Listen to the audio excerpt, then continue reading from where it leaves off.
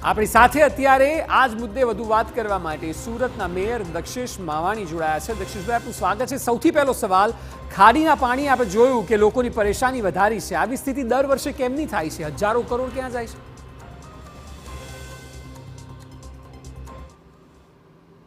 છેલ્લા 3-4 દિવસથી સુરતમાં ભારે વરસાદ પડ્યો છે। રવિવારની વાત કરું તો 1 કલાકમાં 4 ઇંચ વરસાદ પડ્યો છે। સુરતનું જે વરસાદી પાણી લાઈન છે આખા દેશમાં નંબર 1ની લાઈન છે। આખા શહેરમાં વરસાદી પાણી લાઈન અમે નાખી છે।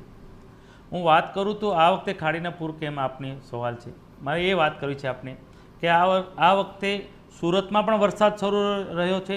ઉપરવાસમાં પલસાણા બારડોલીમાં જે વરસાદ પડે છે એ બધો જ વરસાદ ખાડી મારફતે સુરતમાં આવે છે। એટલે આ વખતે સુરતમાં વરસાદ, ઉપરવાસનું પાણી ખાડી દ્વારા સુરતમાં દરિયા માર્ગે જાય છે, મીંઢોળા નદીમાં જાય છે। ને બીજી વાત કરું તો હાઈ ટાઈડનો સમય, આ ત્રણેય પરિસ્થિતિનું નિર્માણ, આ ત્રણેયનો સંગમ થયો એના હિસાબે સુરતમાં જે નીચાણવાળા વિસ્તારમાં છે તેનું પાણી ખાડી લઈ નથી રહેતી। એનું મુખ્ય કારણ કે ઉપરવાસમાં જ વરસાદનું પાણી સુરતમાં આવી રહ્યું હતું। બીજી વાત કરું તો હાઈ ટાઈડનો સમય, દરિયો પણ પાણી લેતો નહોતો, એના હિસાબે આ પરિસ્થિતિનું નિર્માણ થયું છે। તો દક્ષેશભાઈ, સવાલ એ છે કે કરોડો રૂપિયા ખર્ચો છો ને, પ્રી મોન્સૂનના કામ થાય છે એવો દાવો તો કરો છો, તો પછી આ સ્થિતિ કેમ અલગ દેખાય છે? આવું કેમ? મેં આપને હમણાં જ વાત કરી કે પ્રી મોન્સૂનની કામગીરી સુરત મહાનગરપાલિકા નંબર 1 કામગીરી થઈ છે। તમને એમ થતું હશે કે કેમ આ વખતે નીચાણવાળા વિસ્તારમાંથી પાણી નથી ઉતરી રહ્યા।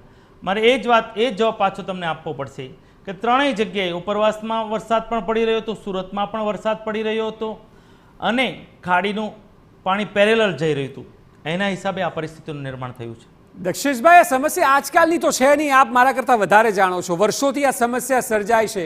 શું આપની પાસે આ સમસ્યાનો કોઈ ઉકેલ નથી? પ્રજા એવું માની લે? આ વખતે અમે IIIC કમાન્ડ કેન્ટર છે, રાષ્ટ્રપતિ એવોર્ડ મળ્યો છે એક IIIC કમાન્ડરને। આ વખતે અમે તમામ અધિકારીઓને રજા પણ નામંજૂર કરી અને તમામને ઓબ્ઝર્વમાં રાખ્યા હતા। જે જગ્યાએ પાણી ભરાય છે અમે કમિશનર છે, સ્ટેન્ડિંગ ચેરમેન, ડેપ્યુટી મેયર, અમે તમામ વહીવટકર્તા અને શાસનકર્તાની ટીમ છેલ્લા 4 વર્ષની તમામ પોઈન્ટ પર અમે જાતે વરસાદમાં ઉતરીને જે પોઈન્ટમાં જે ખામી છે એને અમે આવનાર સમયમાં એનો એક્શન પ્લાન પર બનાવ્યો છે।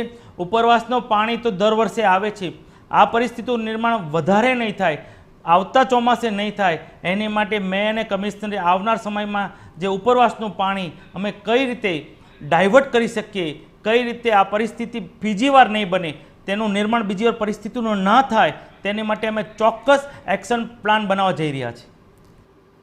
તો દક્ષેશભાઈ, આશા રાખીએ કે આપનો એક્શન પ્લાન ખરેખર જમીની સ્તરે દેખાય। આભાર TV9 સાથે વાતચીત કરવા બદલ। તો તેઓ રાષ્ટ્રપતિના એવોર્ડની વાત કરી રહ્યા છે। વાસ્તવિકતા એ છે કે અત્યારે ખાડીના પાણી આખા શહેરમાં ફરી વળ્યા છે, લોકો પરેશાન છે। એવોર્ડ તો ઠીક છે, પરંતુ લોકોની સમસ્યાનું નિરાકરણ થવું ખૂબ જરૂરી છે, કારણ કે લોકો 24 કલાકથી